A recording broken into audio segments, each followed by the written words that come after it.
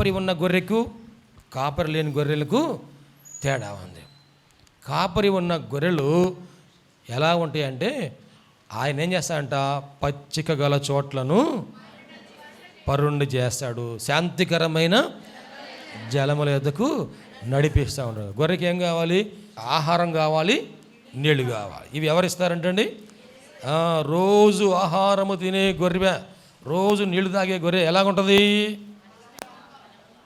చాలా బలంగా ఉంటుంది కదండి, చాలా బలంగా ఉంటుంది, అది సురక్షితంగా ఉంటుంది. ఈ గొర్రెకి ఏదైనా శత్రువు వస్తారనే భయం ఉంటుందా? ఎందుకంటే నా కాపరి నాతో ఉన్నాడు కనుక నన్ను రక్షిస్తాడు. ప్రేమ దేవుని బిడ్డలారా, గొర్రె మనకేం చేస్తుంది అంటే అది తన యొక్క బలమైనటువంటి ఆ ఆహారాన్ని మనకిస్తుంది కదా. గొర్రెలు ఎందుకు పెంచుకుంటున్నాము? అది గొర్రె ఆహారాన్ని మనకిస్తుంది. చివరికి దేవుడు బలి అర్పణ కోసం గొర్రెపిల్లను కోరుకున్నాడు. యేసు ప్రభు వారు దేంతో పోల్చబడ్డారంటే గొర్రెపిల్లతో పోల్చబడ్డారు. మనం లేవియ కాండంలో ఏ బలి అర్పణ అంటే ఇక మొట్టమొదటి గొర్రెపిల్లను అంటాడు కదా. నిర్దోషమైన ఏడాది మగ గొర్రె పిల్లను తీసుకురమ్మని చెప్పేసి అక్కడ మనం చదువుతాం. ఆ గొర్రె చనిపోయినా సరేనంట దాని చర్మము ఉన్ని మనకు చలి నుండి రక్షణ ఇస్తుంది కదా. ఇప్పుడు చాలామంది స్వెటర్లు వేసుకుంటున్నారు కదా చలికి. ఇప్పుడు మన దేశంలో ఇక్కడ మన ఆంధ్రాలో ఉన్న చలి, మన గుంటూరులో ఉన్న చలి మిగతా ప్రాంతాలతో పోల్చుకుంటే చాలా తక్కువ. మొన్న ఇంగ్లాండ్ నుంచి ఒక స్టూడెంట్ వచ్చాడు, అబ్బాయి అంటున్నాడు, పాస్టర్ గారండి అక్కడ ఇలా చేతులు మనకి ఓపెన్గా ఉంటే వాళ్ళు గ్లౌజులు వేసుకుంటారంట, కాళ్ళకి సాక్స్ వేసుకుంటారంట. ఇలా చేతులకి ఇలా మనలాగా ఓపెన్గా నేకెడ్గా ఉంటే ఆ చేతులు అంట చలికి అవి కొంగరలు వచ్చేస్తాయంట, మంటలు వచ్చేస్తాయంట. అందుకని మన డ్రెస్ మాదిరి కాకుండా లోపల ఇన్నర్స్ వేసుకుంటారంట. ఆ తర్వాత పైన ఆ చలికి తట్టుకునే స్వెటర్లు వేసుకుంటూ ఉంటారంట. రూమ్లో ఉన్నప్పుడు హీటర్స్ వేసుకుంటూ ఉంటారు. అంత చలి ఉంటుందండి. ఎంత చలి అంటే నీళ్లు గడ్డగట్టి అంత చలి ఉంటుందంట. ఆ చలిలో ఉంటే ఎలా ఉంటుందో తెలుసుదా? ఇక్కడ నుంచి మనం కాశ్మీర్ వెళ్తే అక్కడ కాశ్మీర్లో హిమాచల్ ప్రదేశ్లో భయంకరమైనటువంటి చలి. మన దేశంలో కూడా కొన్ని ప్రాంతాల్లో ఉంది. మన ఆంధ్రాలో కూడాను విశాఖ ఏజెన్సీ ఏరియాల్లో మనం చూస్తే విశాఖ ఏజెన్సీ ఏరియాల్లో అక్కడ చలి చాలా ఎక్కువగా ఉంటుంది. టెంపరేచర్ చాలా తక్కువ, 5 డిగ్రీలు 4 డిగ్రీలు 3, 2, 1 మైనస్ కూడా వెళ్తూ ఉంటుంది. ఈ గొర్రె చర్మం మనకేం చేస్తుందంటండి, మనకు చలి నుండి రక్షణ ఇస్తుంది. మొన్న నార్త్ ఇండియాలో విపరీతమైన చలి గాలులు వచ్చినాయి. ఆ చలి గాలులకు తట్టుకోలేక చాలామంది చనిపోయారు. బయట బయట ఉండేవాళ్ళు ఉన్నారు కదండి, ఆశ్రయం లేని వారు ఉంటారు కదా, రోడ్డు మీద ఆ ఫుట్పాత్ మీద పడుకునే వాళ్ళు ఉంటారు. వాళ్ళు చలికి గడ్డగట్టుకుని పోయి చనిపోయారంటాడు. ప్రేమైన దేవుని బిడ్డలారా గమనించండి, ఆ గొర్రె పిల్ల మనకు ఎంత ఉపయోగపడుతుంది. ఈ గొర్రెనంట కాపరి సంరక్షిస్తాడు. ప్రేమైన దేవుని బిడ్డ, నువ్వు సహవాసంలో ఉంటే మందలో ఉన్న గొర్రెవలే ఉంటావు. సంఘములో ఉంటే కాపరి దగ్గర ఉన్న గొర్రె పిల్లవలే ఉంటావు. ప్రియ దేవుని బిడ్డలారా, మనము ఎప్పుడైతే సహవాసానికి దూరం అవుతామో, ఎప్పుడైతే మందిరానికి దూరం అవుతామో, ఎప్పుడైతే ఆరాధనకి దూరం అవుతామో, ఎప్పుడైతే సహవాసానికి ఉపవాసానికి దూరం అవుతామో కాపరి లేని గొర్రెల వలె మనము చెదిరిపోయే వారముగా, మనము క్షేమము లేని వారముగా మిగిలిపోతూ ఉంటాం. అందుకని మనము ఎప్పుడు కూడాను అపోస్తలు వారికి ఏం చెప్పారంటే, సంఘంలో చేర్చబడిన వారికి మీరు ఎప్పుడు కూడాను అపోస్తలుల బోధ యందును, అపోస్తల కార్యం 2వ అధ్యాయం 42వ వచనంలో అపోస్తల బోధ యందును, సహవాసం అందును, రొట్టె విరుచుట యందును, ప్రార్థన చేయుట యందును ఎలాగుండాలండి, ఎడతెగక ఉండాలి. దేవునికి మహిమ కలుగును గాక. వారి మీద యేసయ్య కనికరపడ్డాడంటండి. ఈ రోజున ఎవరైతే సహవాసానికి దూరంగా ఉన్నారో దేవుని కృప వలన మనమందరం మందిరాలకు వచ్చి కూర్చున్నాం, సంఘములో చేర్చబడ్డాం, ప్రార్థనలో ఏకీపిస్తూ ఉన్నాం. కానీ మన కుటుంబ సభ్యులు ఇంకా రక్షణ పొందిన వారు మిగిలి ఉన్నారు. వారు సంఘానికి దూరంగా ఉన్నారు, మందిరానికి దూరంగా ఉన్నారు. మన సమీపంలో చాలామంది ప్రజలు ఉన్నారు. ఏమండి మన దేశంలో నిజంగా అందరూ కూడా మందిరానికి రావాలంటే ఎన్ని మందిరాలు కావాలో కదా, ఎంత మందిరాలు కావాలి కదా. మన మందిరంలో ఒక ఆరాధన పెట్టి సరిపోద్దా? ఏమండి మన కుటుంబ సభ్యులు అందరూ కనుక వస్తే మన మందిరంలో ఒక ఆరాధన సరిపోద్దా? మన కుటుంబ సభ్యులు అందరూ కనుక వస్తే ఎన్ని ఆరాధనలు పెట్టాలో, ఇంకా ఎన్ని మందిరాలు కావాలో మన దేశంలో కదండి. ఇప్పుడు ప్రపంచంలో అత్యధిక జనాభా కలిగిన దేశముగా గుర్తింపు పొందిన దేశం ఏదే అంటే మనకున్న గొప్ప ఆధిక్యత ఒకటే. దేవునికి స్తోత్రం. హల్లెలూయా. ప్రపంచంలో నెంబర్ 1 అంటే మన జనాభాలో నెంబర్ 1. దేవునికి స్తోత్రం. తింటంలో నెంబర్ 1, పని చేయడంలో మాత్రం నెంబర్ 1 కాదు. ఏమండి మనకి ఇంతమందికి ఎన్ని చర్చెస్ కావాలో, ఎన్ని మందిరాలు కావాలో, ఎన్ని ఆలయాలు కావాలో, ఎన్ని సంఘాలు కావాలో, ఎంతమంది సేవకులు కావాలో, ఎంతమంది కాపర్లు కావాలో. చాలామంది కాపరు లేని గొర్రెల వల్లే మిగిలిపోయి ఉన్నారు. యేసయ్య ఏం చేశాడో మనం కూడా అదే చేయాలండి. వారందరినీ చూసి యేసయ్య ఏం చేశాడంటండి, కనికరపడి. రక్షణ పొందిన వారిని చూసి మనం ఏం చేయాలంటండి, కనికరపడి. దయచేసి మనం ఎవరిని కూడాను రక్షణ పొందిన వాళ్ళని విమర్శించకూడదు, తీర్పు తీర్చకూడదు. నువ్వు పాపంలో ఉన్నావు, నువ్వు పాపివి అని మనము తీర్పు తీర్చకూడదు. ఎందుకంటే వారు కాపరి లేని గొర్రెవలే ఉన్నారు. వారికి ఎవరు కావాలి? కాపరి కావాలి. అందుకని వారిని మనం ఏం చేయాలి? ముందు కాపరి దగ్గరికి వారిని తీసుకురావాలి. గొర్రెలను కంటాయి కదా, గొర్రెలను కంటాయి. ఆ గొర్రె పిల్లలను తీసుకొని కాపరి దగ్గరికి తీసుకురావాలి. కాపరి ఏం చేస్తాడు? వాటికి మేపరి. దేవునికి స్తోత్రం. కాపరి వాటికి మేపరి. ఆయన కనడు, గొర్రెలు కనడు కదా, గొర్రెలు కనడు. కానీ కాపరి ఏం చేస్తాడు? చిన్నపిల్లల్ని ఎత్తుకొని నడిపిస్తాడు కదా. కొంతమంది మీరు చూస్తుంటారా, చిన్న చిన్న గొర్రె పిల్లలు, నడవలేని పిల్లలు ఉంటాయి, వాటిని భుజం మీద వేసుకుంటాడు. దేవునికి స్తోత్రం. హల్లెలూయా. చర్చికి బయలుదేరగానే చిన్నపిల్లల ఇంట్లో పిల్లలు నేను వస్తా అని తొందరపడి వస్తూ ఉంటారు కదా. వచ్చినప్పుడు వాళ్ళు కొంచెం దూరం నడిచిన తర్వాత ఇక అంటాడు, అమ్మా నన్ను ఎత్తుకో అమ్మా, డాడీ నన్ను ఎత్తుకో డాడీ అంటారు. ఏమేమి చీర మడత పడిపోద్దాము కదా. నిన్ను అందుకని ఇంట్లో ఉండమని చెప్పాను అమ్మమ్మ దగ్గర కదా. గొర్రె పిల్లలు నడవలేని వాటిని ఏం చేస్తాడు ఆయన? ఎత్తుకుంటాం. మనం కూడా ఏం చేయాలంట? గొర్రె పిల్లలు నడవలేకపోతే భుజాన్ని ఎత్తుకొని వాటిని తీసుకురావాలి. కొన్ని కాళ్ళు ఇరిగిపోయినాయి ఉన్నాయి, నడకలేదు. ఆ కాలు కట్టాలి, పిండి కట్టాలి.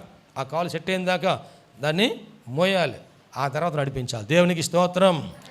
ప్రేమేం దేవుడు. ఇప్పుడు వారందరిని యేసయ్య చూసి వారి మీద కనికరపడి అక్కడ ఏం చేశాడు అంటే, అక్కడ ఒక మాట చదువుకుందాము.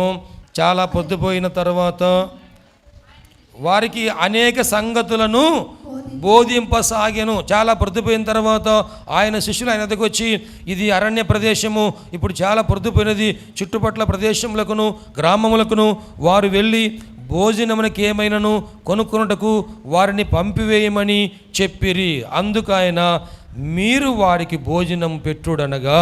దేవునికి మహిమ కలుగునుగాక. హల్లెలూయా. శిష్యులు ఏమన్నారంట? ప్రభువా, ఇదంతా అరణ్య ప్రదేశం అయ్యా, ఈ ఒలీవ కొండ దగ్గర మనం అందరం ఉన్నాము, చాలామంది ఉన్నారు ప్రజలు, పొద్దుపోతుంది కాబట్టి వాళ్ళని పంపించేస్తే ఇప్పటికి 3 రోజుల నుంచి వాళ్ళు అన్నము తినకుండా ఉన్నారు, నీ మాటలు వింటూ ఉన్నారు, కాబట్టి నువ్వు వారిని పంపించు ప్రభువా. వారు వెళ్ళి ఒక ఊరిలో అందరికి ఆహారము దొరకదు, చుట్టుపక్కల గ్రామాలకు వెళ్ళి వారు భోజనము తెచ్చుకుంటారు, అక్కడ రొట్టెలు తెచ్చుకుంటారు ప్రభువా అని చెప్పేసి సలహా చెప్పారు. ప్రభువారు అన్నారు, వారిని పంపించడం కాదు కానీ మీరే వారికి భోజనము పెట్టండి. దేవునికి మహిమ కలుగును గాక.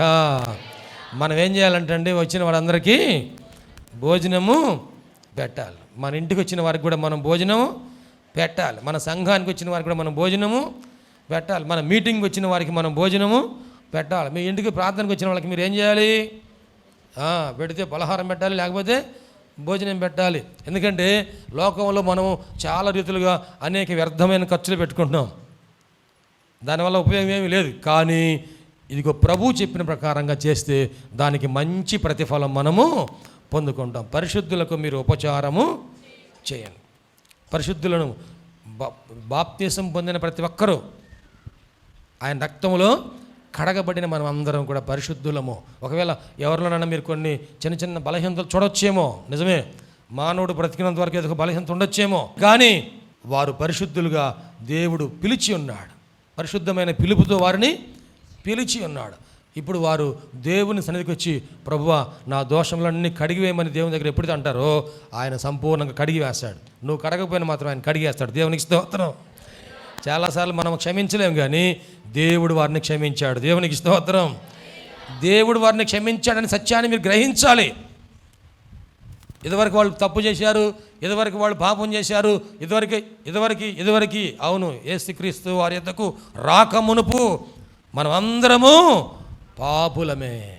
ఇప్పుడు యేసయ్య దగ్గరికి వచ్చిన తర్వాత మనల్ని ఆయన పరిశుద్ధపరిచి ఆయన రక్తముతో కడిగివేసి మనల్ని నీతిమంతులుగా తీర్చివేశాడు. దేవునికి స్తోత్రం. ప్రేమ దేవుని బిడ్డలారా, ఇక్కడ వారందరికీ భోజనం పెట్టమన్నప్పుడు యేసు ప్రభు వారు చెప్పిన మాటకు శిష్యులు ఆశ్చర్యపోయారు. మనల్ని భోజనం పెట్టమంటాడు ఏంది ఈయన? యేసు ప్రభు వారు ఏమంటున్నారండి? 12 మందిని పిలిచారు, మీరే వారికి భోజనం పెట్టండి అన్నాడు. ఈ 12 మంది దగ్గర ఏమైనా రొట్టెలు ఉన్నాయా? ఈ 12 మంది దగ్గర ఏమైనా డబ్బులు ఉన్నాయా? ఈ 12 మంది ఏర్పాటు చేయగలిగిన శక్తి సామర్థ్యాలు వాళ్ళకి ఏమైనా ఉన్నాయా? వారు ఏం చెప్పాలో అర్థం కాలేదు. అక్కడ ప్రభువారు వాళ్ళని అడిగిన మరో ప్రశ్న చూడండి, 37వ వచనంలో, అందుకైనా మీరు వారికి భోజనం పెట్టుడనగా వారు, మేము వెళ్ళి 200 దేనారముల రొట్టెలు కొని వారికి పెట్టుదమా అని ఆయనను అడిగిరి.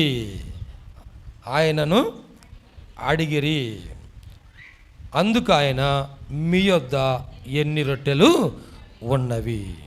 మీ యొద్ద ఎన్ని రొట్టెలు ఉన్నవి?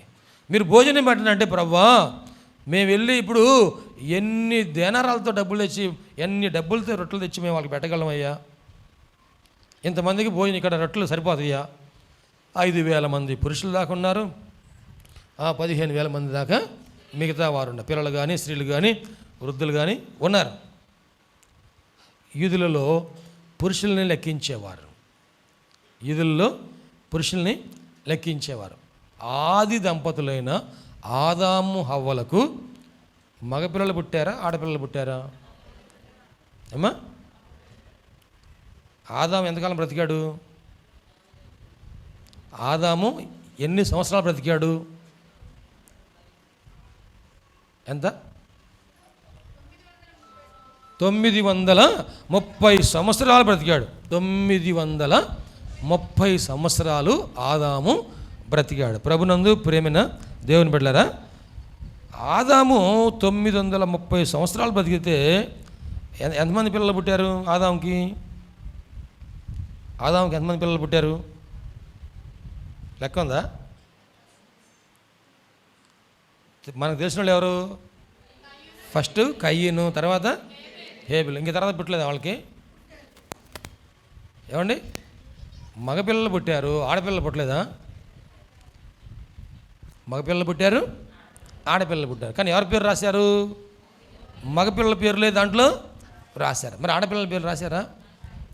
అక్కడి నుండి కూడాను యూదులకి, ఇశ్రాయేలులకి, వీరందరికీ కూడాను మగవారికే ప్రాధాన్యత ఇవ్వడం జరిగింది. పురుషుల్నే అక్కడ ఉన్న వాళ్ళని లెక్కేశారంట, 5,000 మంది సుమారు. ఎలా లెక్క పెట్టారు 5,000 మంది అని?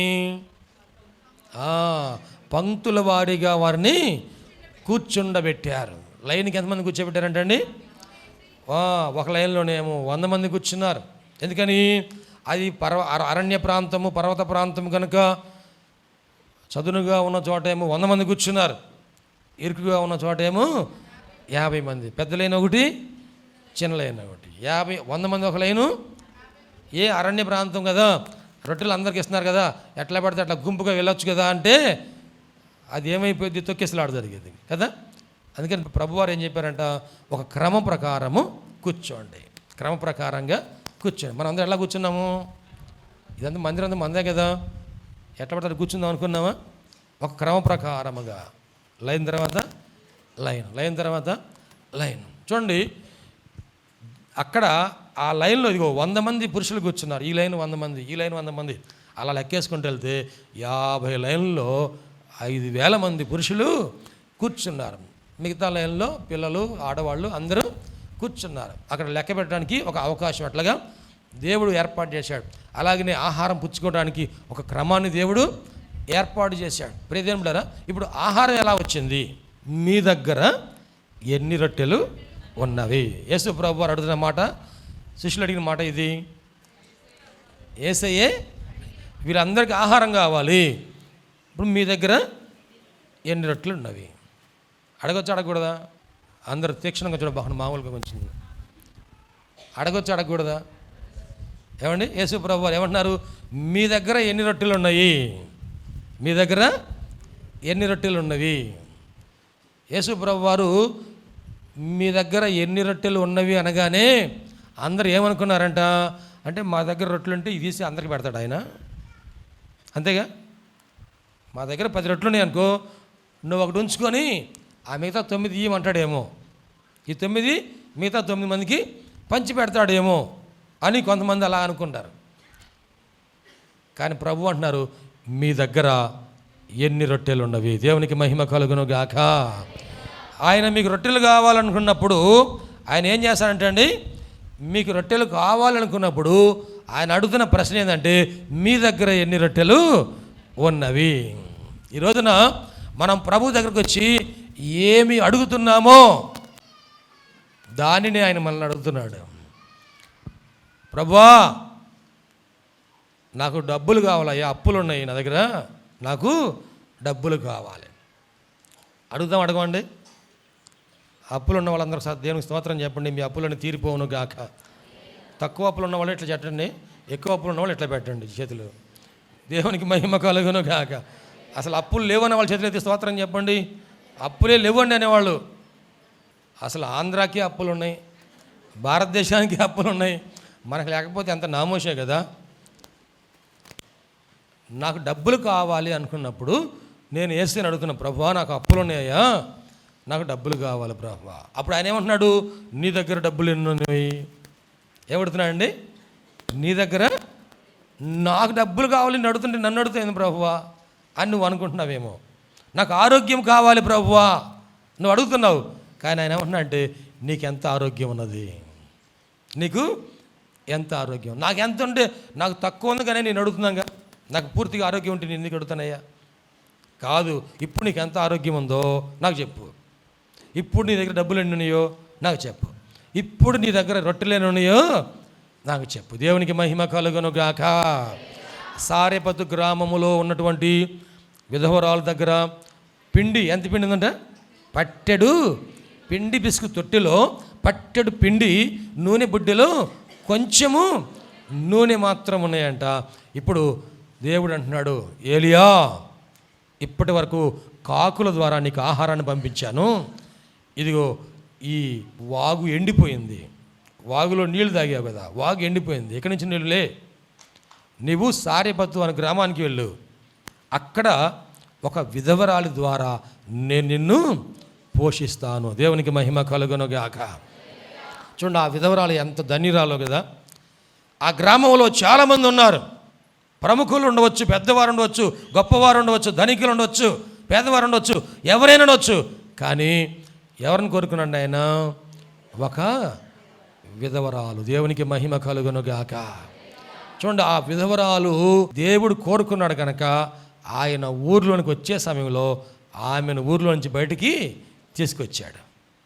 ఇప్పుడు ఏలియా వస్తుంటే, దైవజనుడు అని ఏలియా వస్తుంటే ఆ ఊర్లో మొట్టమొదట చూసింది ఎవరయ్యా అంటే ఈ సారెపతు గ్రామంలో ఉన్న విధవరాలు మాత్రమే. దేవునికి మహిమ కలుగునుగాక.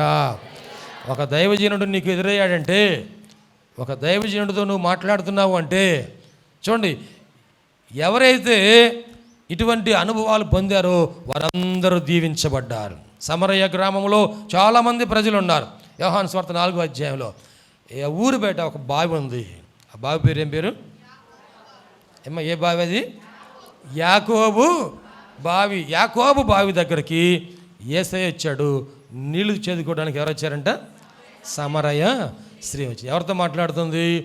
యేసయ్యతో మాట్లాడుతుంది. యేసయ్య ఆమెతో మాట్లాడుతూ ఉన్నాడు. చూడండి, దేవుడు ఎవరినెవరిని ఏర్పాటు చేసుకున్నాడు వారిని ఆయా పరిస్థితుల ద్వారా నడిపిస్తూ ఉన్నాడు. నీవు అనుకోకుండా దైవజనుడితో మాట్లాడడం లేదు.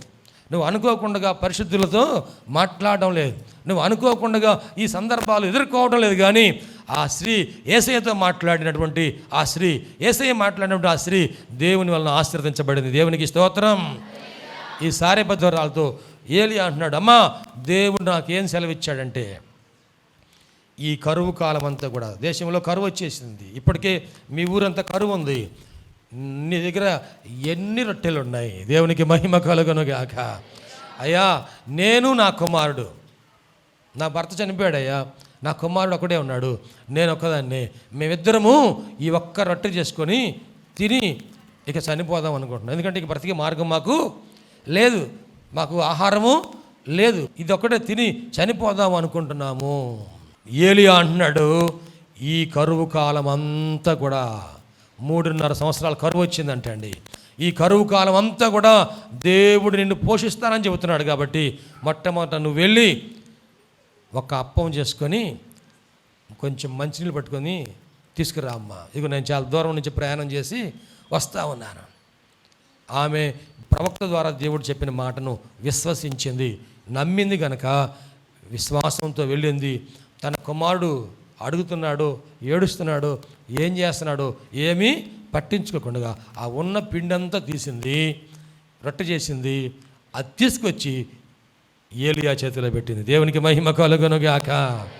ఇప్పుడు ఏలియా అంటున్నాడు, నీవు ఇంటికి వెళ్ళి నీకును నీ కుమారునికి రొట్టెలు చేసుకొని తినమ్మా అంటున్నాడు. ఆమెకు తెలుసు పిండి ఉందా అయిపోయిందా, ఏమో పిండి ఉందా అయిపోయిందా, మీరు చేపెట్టి చూడండి. ఇప్పుడు పిండి ఉందా అయిపోయిందా, అయిపోయింది. నూనె ఉందా అయిపోయిందా, బుడ్డు ఉంచిదే, చివరి సొక్కలు అయిపోయినాయి. కానీ ఆమె దేవుడు చెప్పిన మాట నమ్మింది, ఇంటికి వచ్చింది, విశ్వాసముతో పిండి పిసుకు తొట్టెలో చేయి పెట్టింది. దేవునికి స్తోత్రం. చేయి పైకి తీసినప్పుడు చేతికి సరిపోయినంత పిండి వచ్చింది. దేవునికి స్తోత్రం. ఈ చెయ్యి ఇంకా పెద్దగా ఉంటే ఎంత బాగుండునో. దేవునికి స్తోత్రం. ఇప్పుడు 1/2 కేజీ వచ్చింది, ఇంకా పెద్ద చెయ్యి అయితే 1/2 కేజీ వచ్చేది. ఆ పిండి తీసుకొని తనకు తన బిడ్డకు కావాల్సినటువంటి ఆ రొట్టెలు తయారు చేసుకొని తింది. ఇప్పుడు మరలా దైవజనుడికి కూడాను మరలా పిండి తీసి రొట్టెలు చేద్దామని మరలా చేపెడితే మరలా పిండి వస్తూ ఉంది. దేవునికి స్తోత్రం. తర్వాత రోజు పెడితే తర్వాత రోజు వచ్చింది, తర్వాత రోజు పెడితే తర్వాత రోజు వచ్చింది. ప్రతిరోజు కూడా 3.5 సంవత్సరాలు. దేవునికి మహిమ కలుగునుగాక. హల్లెలూయా, హల్లెలూయా. మన జీవితంలో మనలను దేవుడు ఏం కోరుకుంటున్నాడంటే, ఆయన చెప్పినట్లు మనం చేస్తే ఆయన ఆశీర్వాదాలు మన జీవితంలో మనము అనుభవిస్తాం. మీ దగ్గర ఎన్ని రొట్టెలు ఉన్నాయంటే, శిష్యులు అందరూ పోయారంట, 12 మంది పోయారంట. అమ్మా ఎవరి దగ్గర రొట్టెలు ఉన్నాయా, అయ్యా ఎవరి దగ్గర రొట్టెలు ఉన్నాయా అని అందరిని అడిగారంట. 12 మంది వెళ్ళారు, 12 దిక్కులకు పోయి అందరిని అడిగారంట. అందరిని అడిగితే అందరు కూడాను ఇలాగే చూస్తున్నారు. మీ దగ్గర రొట్టెలు ఉన్నాయా, మీ దగ్గర రొట్టెలు ఉన్నాయమ్మా, రొట్టెలు ఉన్నాయా అని అడుగుతూ ఉన్నారు వీళ్ళు. మరి ఉన్నాయో లేవో అందరి దగ్గర అలాగే చూస్తూ ఉన్నారు. మీకులాగే కరెక్ట్గా. దేవునికి స్తోత్రం. ఇంతలో చిన్నపిల్లవాడు లేచి, అంకులు నా దగ్గర ఇదిగో మా అమ్మ నాకు ఇచ్చింది, నేను తినలేదు, 5 రొట్టెలు ఉన్నాయి, 2 చిన్న చేపలు ఉన్నాయి. ఇప్పుడు శిష్యులు తీసుకొచ్చి, ప్రభువా ఓ ఇంతమంది మీద ఇవే ఉన్నాయని చెబుద్దాము, ఆయన ఏం చేస్తాడో చూద్దాము. అందరి దగ్గర ఎన్ని ఉన్నాయి అంటే 5 రొట్టెలు. అంటే అసలు ఉన్నాయా లేవా అందరి దగ్గర? మీరేమనుకుంటున్నారు? ఉన్నాయా లేవా? ఏమో ఉన్నాయా లేవా? అందరు వచ్చారు. నేను ఇప్పుడు అడుగుతున్నాను, మీ దగ్గర కానుక ఎంత ఉంది అన్నాను అనుకో, వామ్మో పాస్టర్ గారు ఎట్లా కడుతున్నాడు ఏంది, మీ దగ్గర ఉన్న డబ్బులన్నీ ఈయన అన్నాను అనుకో, ఎంత ఇస్తారు? అందరి కలిసి 5 రూపాయలు వస్తాయి కదా. 5 రొట్టెలే ఉన్నాయి. అందరి దగ్గర ఎవరైనా ఉన్నాయా లేవా అసలు అనుకుందాం. మనలో మాట ఎవరు చెప్పమండి, మనమే. అందరి దగ్గర 5,000 మంది మగవాళ్ళు ఉన్నారు కదా, మరి 15,000 మంది ఉన్నారు కదా. ఎవరన్నా హ్యాండ్ బ్యాగ్లో పెట్టుకుని వచ్చుంటారు. ఆడు చిన్నవాడు ఏడుతుంటాడు, మరి వాడికి వీడికి తెచ్చుంటారు కదా. తెచ్చినా కానీ ఎవరు బయట, ఎంత కరెక్ట్ చెప్పారు, తెచ్చినా కానీ ఎవరు బయట పెట్టలేదు. ఈ రోజున మనం అందరం కూడాను దీవెన పొందడానికి విశ్వాసమును కలిగి ఉండకుండా దీవెన పోగొట్టుకుంటా ఉన్నాం.